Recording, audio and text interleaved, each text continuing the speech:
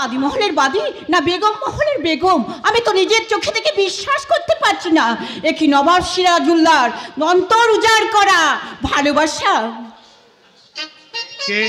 কে ওখানে? জারিয়াবাদী লুৎফান্নেসা। লুৎফান্নেসা তাজ্জব, বাদীর গায়ে বেগমের পোশাক। হ্যাঁ, বেগম সাহেবা আমাকে চুল বেঁধে চোখে সুরমা দিয়ে আমাকে এই পোশাক পরিয়ে দিলেন। লুৎফা, না, এই পোশাক আমি পরবো না। এই পোশাক পরলে, বাদীর গায়ে এই পোশাক দেখলে লোকে বিদ্রুপ করবে। বিদ্রুপ? মুর্শিদাবাদের গদ্দে নিশিনে বেগম লুৎফান্নেসা যাকে বেগম সাজিয়েছে তাকে বিদ্রুপ করবে সে সাহস আছে? একটু আগে খসনি কি করেছে গতেটি বেগম? না, সে কথা আমি বলতে পারবো না। তোমার কোনো ভয় নেই লুৎফা, আমি কাউকে জানাবো না। ঘাসেটি বেগমের পক্ষ থেকে কেউ তোমার কোনো ক্ষতি করতে পারবে না। তুমি নির্ভয় নির্দ্বিধায় আমাকে বলো।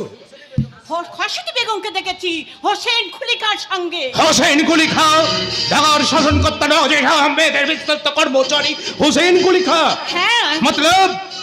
না, সে কথা আমি বলতে পারবো না, শরম লাগবে। তোমার শরম হলেও আমি আন্দাজ করতে পারছি। জি জি জি জি, আমার ফরিস্তার মতো খজানা নওয়াজ আহমেদ থাকতে একটা নভরের সাথে তুমি নজর রেখো। বেশি বাড়াবাড়ি করলে আমি কঠোর ব্যবস্থা নিতে ভুলে যাব না। ভাবি নবাবের ভাবি বেগম তুমি লুৎফা, ওই কতল কয়েদখানা ভেবে চমকে উঠলে কি চলে?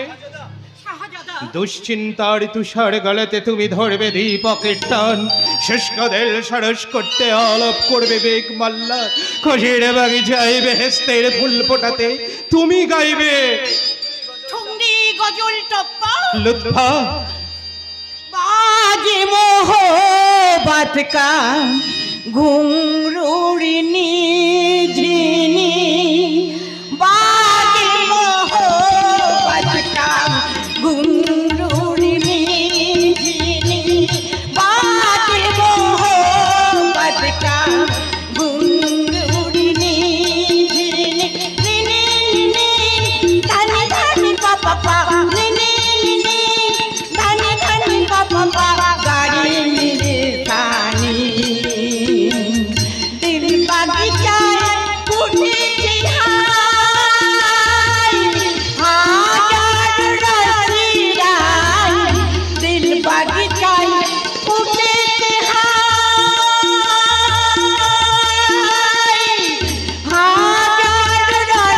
रसीराय, दिया ना दिया मी होई खुशी पाई, दिया ना होई दिया मी होई खुशी पाई, आँखें तारा জ্বলে উঠছে রাগে রোশনি, आँखें तारा জ্বলে উঠছে রাগে রোশনি, बात मोहब्बत का घुंघरूनी झिनी।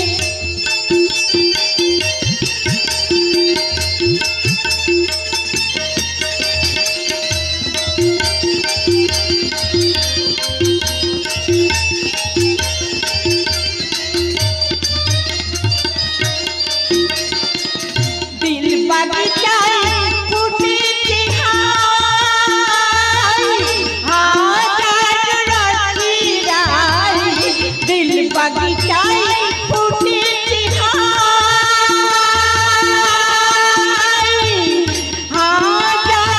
रसीराय, दिया ना होई दिया होई खुशी पाई, दिया ना होई दिया होई खुशी पाई, आँखें तारा জ্বলে উঠছে রাগে রোশনি, आँखें तारा জ্বলে উঠছে রাগে রোশনি, बात मोहब्बत का घुंघरूनी झिनी।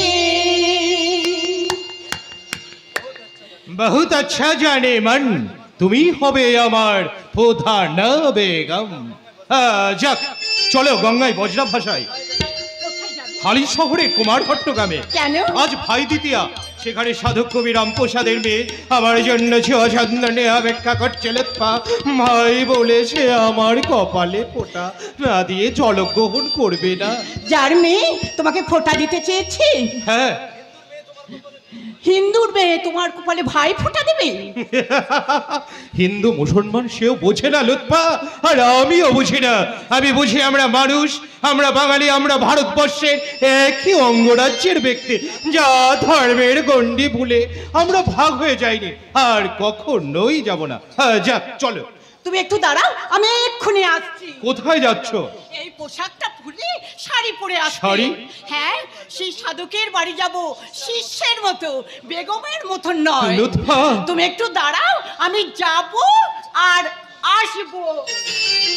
না না না না না, আমি ঠকিনি। জিন্দাত বেগম, হুমদাতুন্নেসা, জাহান্নামের আদা। কিন্তু লুৎফা, লুৎফা তো আমার জান্নাতের রশ্মি।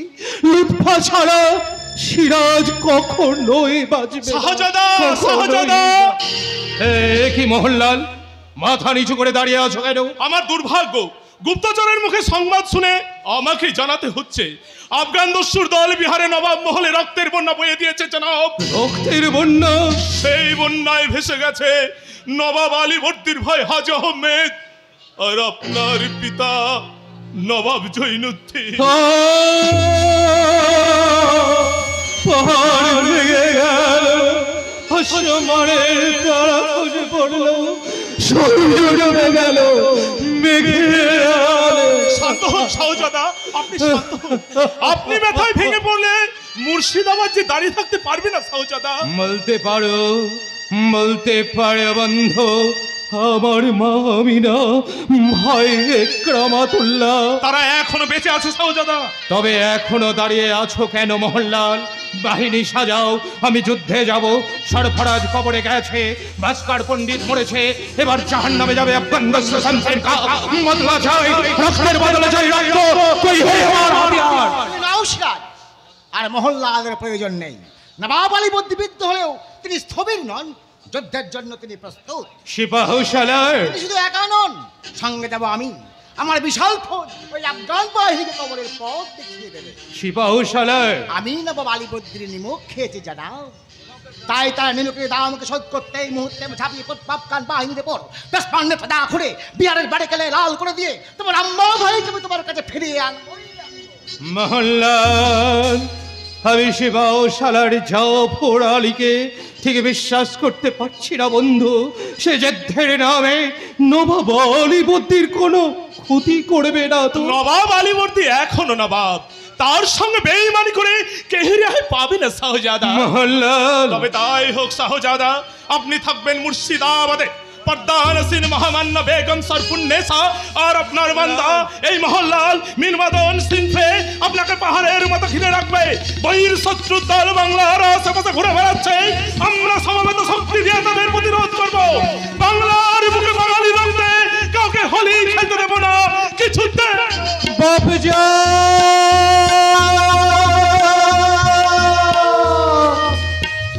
নাই রে,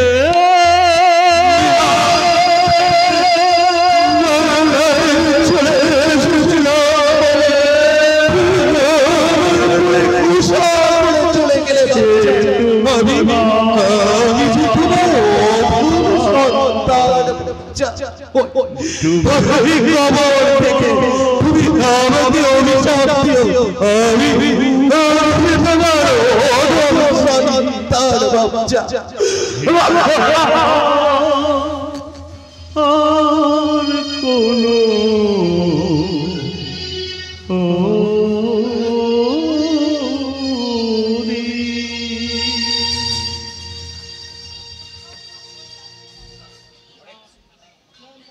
হরে কৃষ্ণ, হরে কৃষ্ণ।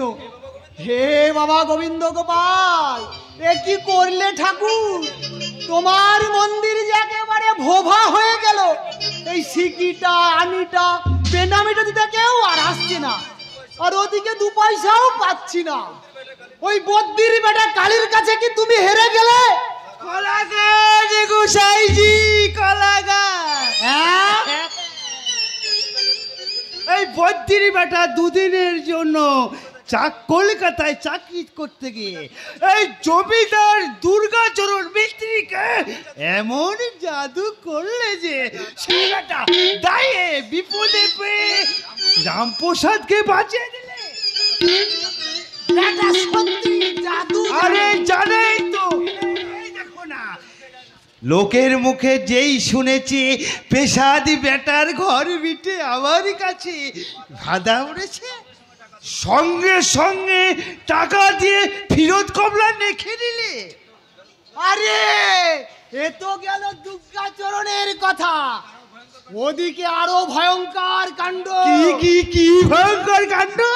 ওই কৃষ্ণনগরের রাজা কৃষ্ণচন্দ্র ওই বদ্রির বেটা রামপ্রসাদকে নাকি সভাকবি হয়ে থাকবার জন্যে অনুরোধ জানিয়েছে। জব্দ করেছে। ও বেটা জব্দ হলে এই যোগী আর পরি আমাদের হয়ে যাবে। বলে হারিবা, তোমার মাথার মধ্যে সত্যি মাথায় আছে। পরি, পরমেশ্বরী, তুমি আসবে, ভালোবাসবে, তোমায় নিয়ে ভাসবো আমি প্রেমের যমুনায়। তুমি আসবে, ভালোবাসবে, তোমায় নিয়ে ভাসবো আমি ও যোগী, ও জগতেশ্বরী, প্রীতে ফুল ফুটবে, মালা বদল করবো দুজন। কাঁঠাল আছে গাছে, মাছ গোপে তেল, হাত বাড়িয়ে পারতে গেলে দেখবে কেমন খেয়ে।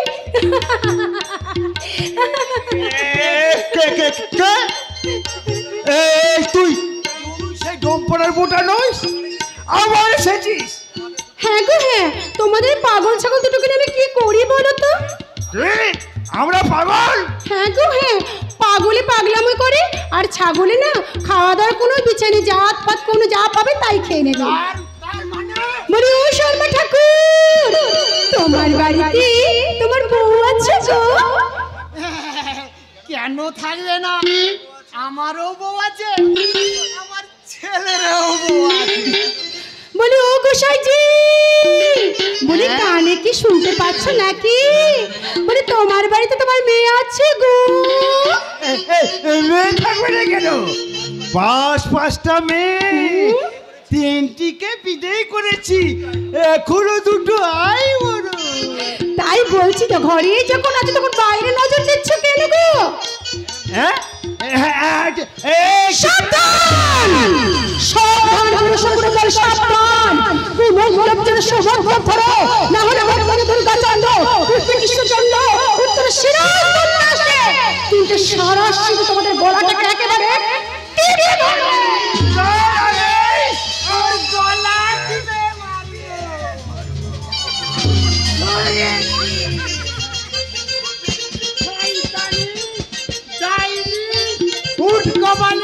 বিড়াল মুখী বাজি। চুপ!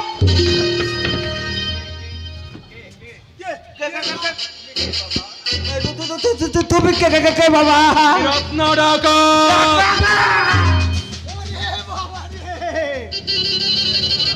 এই থামো! হ্যাঁ, তোমরা তো কাঁপছো কেন? চুপ করে দাঁড়াও। আরে দেখো, এগুলো সব সোনার গয়না, এগুলো নিয়ে টাকা দাও।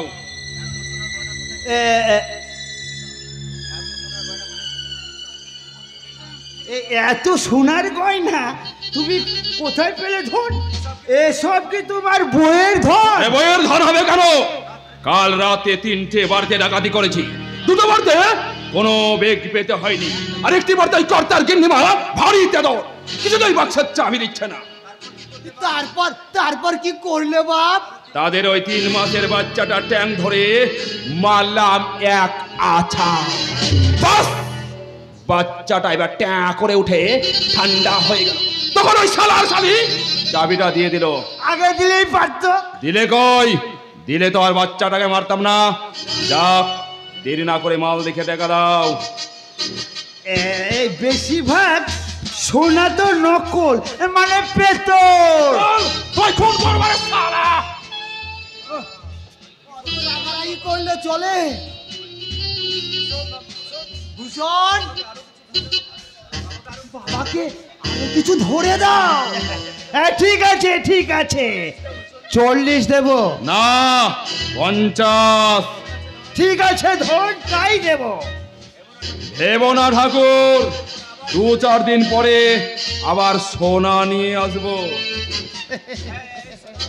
এই শোনো, কাছে এসো, কানে কানে বলি। আরে বস, এত বড় কাজ করে 50 টাকা পেলাম, আর এত ছোট কাজ করে 50 টাকাটাকে বুঝতে পারবো না। তুমি কিছু ভেবো না, তবে হ্যাঁ, কথার খেলাপি করবে না। কাজ করিয়ে মজুরি না দিলে সেই 3 মাসের বাচ্চার মতো তোমাকেও তুলে আছাড় মারবো। হ্যাঁ, কথাটা যেন মনে থাকে। এই বেটাই পারবে। ডাকাতির মালকিনে তুমি বড় লোক হবে, আর আমি, তুমি তো সাংঘাতিক লোকে। এই নাও, এই আংটিটা ধরো। আরে আংটি কি হবে? ওই হাতটা এই না, না, আমি যোগীকে, আমি যোগীকে। অষ্টাদশ শতাব্দীর সমাজ জীবনের সুন্দর প্রতিচ্ছবি। তাল গাছের মাথায় বসেছিল দুটো শকুন। এমন সময় নেমে এলো 4টে ভাগা, ডানা মেলে নেমে এলো ভাগার। শুরু হলো প্রতিযোগিতা, কে খাবে আগে, আমি না তুমি, তুমি না আমি। তোমরা দুটো শকুন সমাজে উপর মহলে বসে মানুষের সমাজে ইন্ধন যোগাচ্ছে। আমি তোমাদের কাজের কাঠগড়ায় দাঁড় করাবো আর বলবো, চোর টাকা দিচ্ছে, এরা বেশি অপরাধী। চোরাই জিনিস কিনে এরা চোরকে প্রশ্রয় দেয়, চোরের ভয় বাদ পড়ে না। আমি সব দেখেছি, সব শুনেছি। শুধু ডাকাতের মাল নেওয়া দেওয়া নয়, তোমরা সাধক রামপ্রসাদের ক্ষতি করতে চাও। থামো। সমাজের মাথায় বসে যদি সমাজ সংসারের সর্বনাশের স্বপ্ন দেখো, তাহলে সেই স্বপ্ন আমি কোনোদিনও সফল হতে দেব না। আমি তোমাদের নামে নারী জানাবো নবাব দরবারে। নবাবের একটি মাত্র ইঙ্গিতে তোমাদের ওই বদবুদ্ধি পড়া মাথাগুলো বচ্ছরা হয়ে ছিটকে পড়বে গঙ্গার চলে। হ্যাঁ, তাই বলছি, সাবধান, খুবই সাবধান, খুবই সাবধান।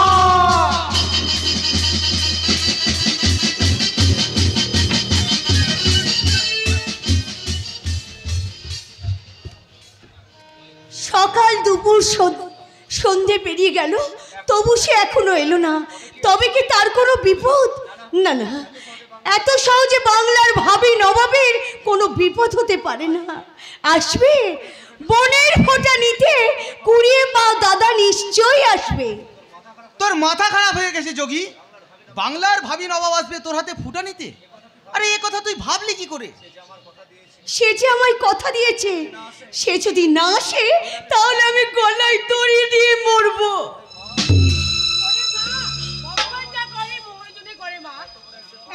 মানুষের নাতি আমাদের ভাঙা ঘরে এলে তাকে বসতে দিবি কিসে, খেতে দিবি কি? বসতে দেব কম্বলের আসনে, খেতে দেব নারকেল নাড়ু। তুমি দেখে নিও মা, ওতেই খুশি হবেন আমাদের বাংলার ভাবি নবাব সিরাজদৌল্লা। সিরাজদৌল্লা আসবে না? তাই আসে কখনো? তাকে খেয়ে দিয়ে কাজ নেই কাকিমা। আর বলো না বাবা, এই মেয়েকে আমি কিছুতে বলে বোঝাতে পারছি না। সকাল থেকে না খেয়ে ওই পথের থেকে তাকিয়ে আছে। এই হলো তো, এই আমার কথা মিললো তো। এই মুখপুরি এত পাকা হয়েছে যে নিজের কথায় খই ফুটিয়ে ধেই ধেই করে নাচছে। বেশ করেছি, তাতে তোর কি? তবে রে মুখপুরি, আমার কথা মানতে হবে। মানবো না। তবে রে মারবো। আরে ছি ছি, এত আমার সব ছেলে মেয়ে হয়ে গেল, এখন ওদের ঘুনসুটি গেল না? হ্যাঁ, ঘুনসুটিটা তো এখনো গেল না। ওটা ওদের ভাই বোনের স্বর্গীয় সংলাপ সর্বাণী, এইরকম সরল সংলাপ যদি সবাই বলতো তাহলে স্বর্গ নেমে আসতো এই মাটির পৃথিবীতে। পৃথিবীতে স্বর্গ রচনা হবে না সেন কাকা। আদিম যুগে হিংস্র মানুষ এখনো মরে যায়নি। পাড়া প্রতিবেশী আত্মীয় বন্ধুর মধ্যে তারা আজও মুখোশ পরে ঘুরে বেড়াচ্ছে। নাহলে নিজের স্বার্থ কায়েম করতে মানুষ মানুষকে হিংসে করবে। সীতারাম, তোমার আজ কি হয়েছে বাবা? তুমি তো এত কথা তুমি কখনো বলো না বাবা। আমার ছেলেদের সঙ্গে তুমি খেলা করে বড় হয়েছো, আমি তোমাকে সন্তানের মতো স্নেহ করি। বলো না বাবা, তোমার কি হয়েছে? নিশ্চয়ই কোনো অঘটন ঘটেছে। বলো বাবা, কি হয়েছে? আমার কুড়িয়ে পাওয়া দাদা সিরাজদৌল্লা এলো না কেন সীতারাম দা? তিনি ভালো আছেন তো? হ্যাঁ, ভালো আছে। তবে তবে তবে তার পিতা আফগান দস্যু দলের হাতে মারা গেছে। মারা গেছে? সমুদ্র মন্থন করে উঠে এলো সুধা ভাণ্ড। সেই সুধা পান করে দেবগণ হলো অমৃত শক্তিধর। তারপর উঠে এলো বিষ। সেই বিষ কণ্ঠে ধারণ করে মহাদেব হলো নীলকণ্ঠ। মা গো ব্রহ্মময়ী মা, আজ কোথায় তোর নীলকণ্ঠ? কে বাঁচাবে এই মানব সমাজকে?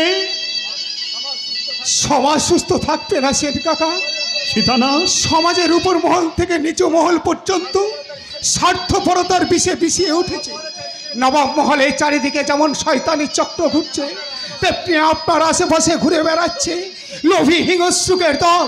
সাবধান সেন কাকা, খুব সাবধান। সীতানা, খুব- কারা সেই শয়তান আমি জানি। বেশি বাড়াবাড়ি করলে মেরে ওদের হাড়গুড় আমি না ভেঙে দেবো। না না না, হিংসা দিয়ে মানুষকে জয় করা যায় না।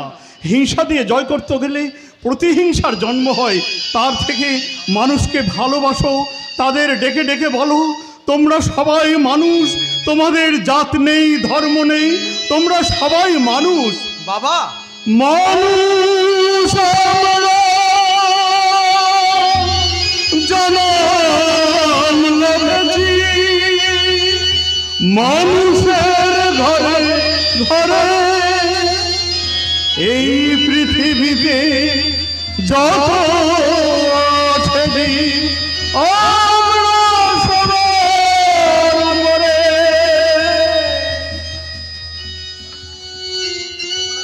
দেবে না গো দাদা বাবু, তোমার এই মন্ত্রতন্ত্রটা কেউ দেবে না। আজ যারা তোমাকে মাতাল নেশাখোর বলে হেনস্থা করছে, কাল তারা তোমাকে খুন করতে পেছপা হবে না। এখনকার মানুষ বড় হিংসুটে কিনা। একই নামে রক্ষে নেই, সুগ্রীব তার দোষ। কি যে বলো বৌদিমণি, শ্রীরামের দাস সুগ্রীব হওয়ার কি ভাগ্য আমার হবে? আরে হবে কি গো বিশু কাকা, হয়ে বসে আছো। আরে নাহলে পরের খেতে খামারে কাজ করে আমাদের বাড়ির চাকর বলে নিজেকে গর্ববোধ করবে কেন? কেন করব না? আমি যে তোদের বাবার চাকর তুতো ভাই। না চাকর তুই তো কাকা, তোমার হাতে এইসব দড়ি কাটারি এইসব দিয়ে কি হবে? বেড়া বাঁধা হবে রে। বেড়া? আরে সেদিনের ঝড়ে বেড়ার যে কিছুটা ভেঙে গেছে সেই খেয়াল তোদের আছে? সত্যি বিশু ভাই, বেড়াটা এবার বাঁধা দরকার। এতক্ষণে মনে হলো? আরে না বিশু ভাই না, কদিন থেকেই মনে করছি, আবার ভুলে যাচ্ছি, আবার ভাবছি, আবার ভুলে যাচ্ছি। আর ভেবে ভেবে তুই গানের ফুল ফোটাও, আর এদিকে সংসারটা পর বিদ্যুৎ করে কুমড়ে কুমড়ে কাঁদো। সর্বাণী, আর যদি আয়, আর খাবি আয়, খাবি আয়। অভিমান হয়েছে, হবেই তো। আমি পিতার কর্তব্য পালন করতে পারি না, স্বামীর কর্তব্য ভুলে যাই, সারাদিন মায়ের আঁচল নিয়ে পড়ে থাকি। না না, এবার আমি মায়ের আঁচল ছেড়ে চলে যাব। মা গো, তুই আমাকে পথ দেখিয়ে নিয়ে চল মা, আমি মায়ের কাছেই চলে যাব। না দাদা বাবু, তুমি ও কথা বলো না। আমায় পরই ভেবে বৌদি বোনের উপর রাগ করে বিশু ভাই, তুমি যদি মায়ের নাম গান ছেড়ে চলে যাও, আমি তোমার পায়ে মাথা খুঁড়ে মরবো। বিশু ভাই, বিশু কাকা আগের জন্মে আমাদের আপন কাকা ছিল। হ্যাঁ তাই না যোগী, বাবা? হ্যাঁ। থাক, তোকে আর তো পাকামি করতে হবে না। এই দড়ি বাখারি কাটারি সব রইল। আজকের বাবুদের বাড়িতে আমার কাজের মজুরিটা নিয়ে এসে হ্যাঁ। বেড়া বেঁধে তবেই কিন্তু আমি ভাত খাবো বলে গেলুম, বলে দিচ্ছি। হ্যাঁ, তুমি এসো কোন তাহলেই হবে। হ্যাঁ মা জগদীশ্বরী, হ্যাঁ বাবা, আই তো মা, আমরা বাপ বেটিতে বেড়াটা বেঁধে বিশুকে একেবারে তাল লাগিয়ে দিব। আয় আয় আয়, বিশু কাকা যে বলে গেল। সে বেচারা কত করবে রে মা। বিশু আসার আগেই আমরা বেড়া বেঁধে তাকে একবারে তাল লাগিয়ে দেব। ঠিক আছে বাবা, চল। আয় মা আয়। আমি কি করব বাবা? তুই না এই দড়িটা ঘুরিয়ে ঘুরিয়ে দিবি, বুঝেছিস তো? দড়িটা ঘুরিয়ে ঘুরিয়ে দিবি।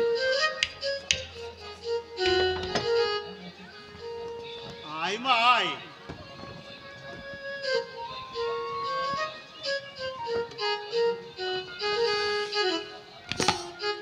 আয় মা,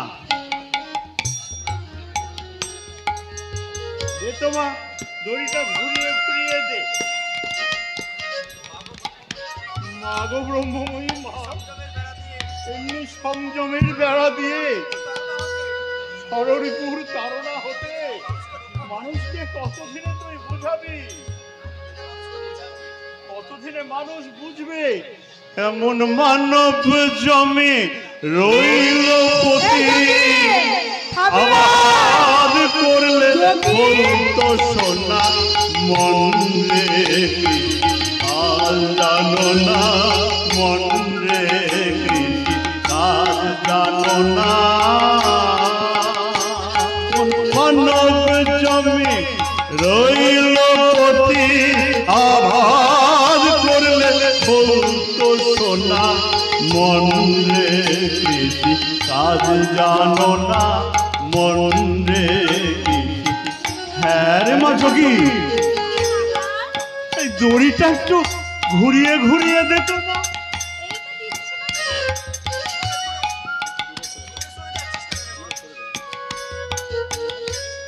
হ্যাঁ রে মা, হ্যাঁ তুই ওই দূরে সরে যাচ্ছিস কেন? কাছে আয়, কাছে আয়।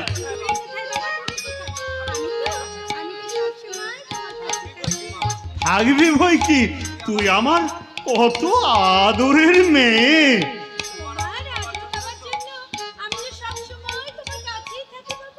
জানলি রে মা, দেখ এই দড়িটা একটু ঘুরিয়ে ঘুরিয়ে দে তো। জানলি মা, কৃষকরা মাঠে ফসল ফলায় দেহ ধারণের জন্য, কিন্তু তারা এটা বোঝে না যে এই মানব জমির মধ্যেও একটা জমি আছে, তা কিন্তু বোঝে না।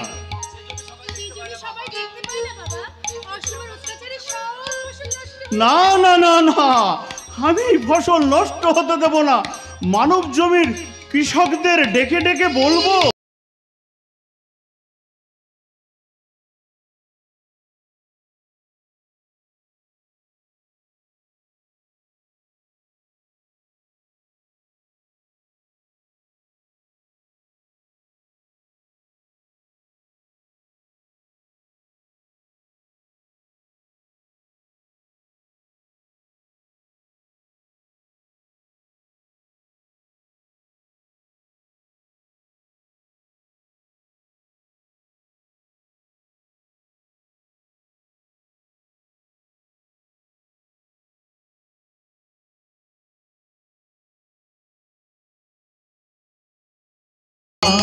মন্দে দাদা বাবু, দাদা বাবু,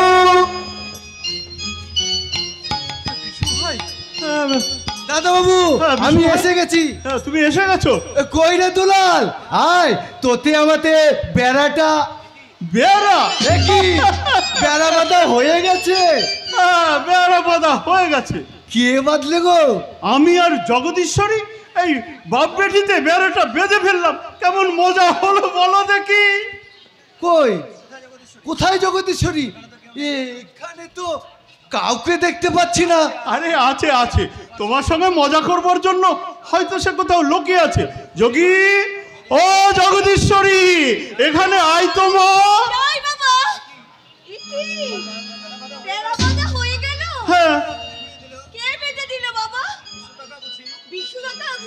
আমি তো এই মাত্র এলাম রে। আমিও তো এখানে ছিলাম না। হ্যাঁ, তুই ছিলি না? না বাবা। তাহলে তাহলে এতক্ষণ কে আমার দড়ি ঘুরিয়ে ঘুরিয়ে দিল রে? জানি না তো আমি। হ্যাঁ, কে ঘুরিয়ে দিল?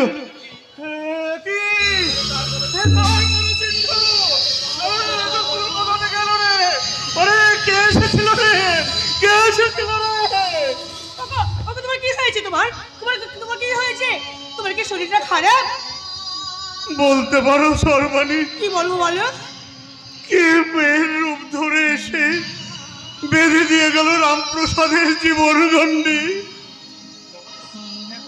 দেখো বাবা, দেখো কি সুন্দর একটা নীলপদ্ম। হ্যাঁ, নীলপদ্ম কোথা থেকে এলো রে?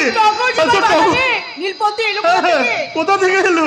ওই তো ওই পদচিহ্নের ওখানে এটা পড়েছিল মা। দেখি দেখি কি লেখা আছে। দেখো তোমা। আমি কাশীর বিশ্বেশ্বরী, তোমার গান শুনতে এসেছিলাম, তোমার গান শুনতে এসেছিলাম। আমার মা এসেছিল রে, আমার ব্রহ্মমুখী মা এসেছিল রে। তুমি বলতে পারো সর্বাণী, এই মাকে ছেড়ে আমি কেমন করে থাকবো?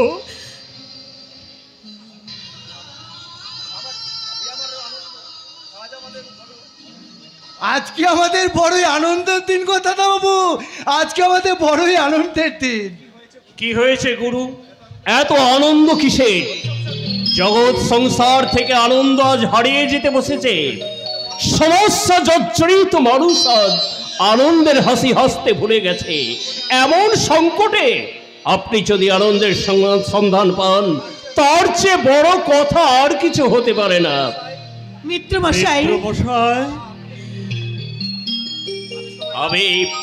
আমি তোমায় না দেখে, তোমার মুখে মায়ের নাম না শুনে আর আমি স্থির থাকতে পারছি না গুরু।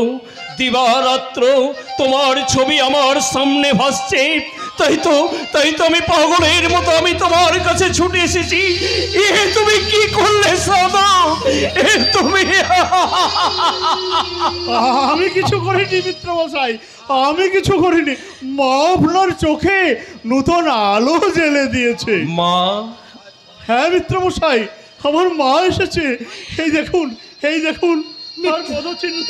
ওই পদচিহ্ন তুলো আপনি মাথায় দিয়ে জীবন ধন্য করুন মিত্রমশাই, ধন্য করুন। ওরে ও যোগী, ওরে ও দুলাল, ও পিসি ঠাকুরপো, তো সবাই মিলে বলো জয় মা ব্রহ্মময়ী মায়ের জয়। জয় মা ব্রহ্মময়ী মায়ের জয়, জয় মা ব্রহ্মময়ী মায়ের জয়। ওরে মা এসেছে মাটির ঘরে, দেখবি যদি আয়। আমার মা এসেছে মাটির ঘরে, দেখবি যদি আয়। আই গো তোরা, আই গো তোরা ছাগবাজি বরণ করে নিবি আয়। আই গো তোরা ছাগবাজি বরণ করে নিবি আয়। মা এসেছে মাটির ঘরে, দেখবি যদি আয়। আমার মা এসেছে মাটির ঘরে, দেখবি যদি আয়। আমার মা এসেছে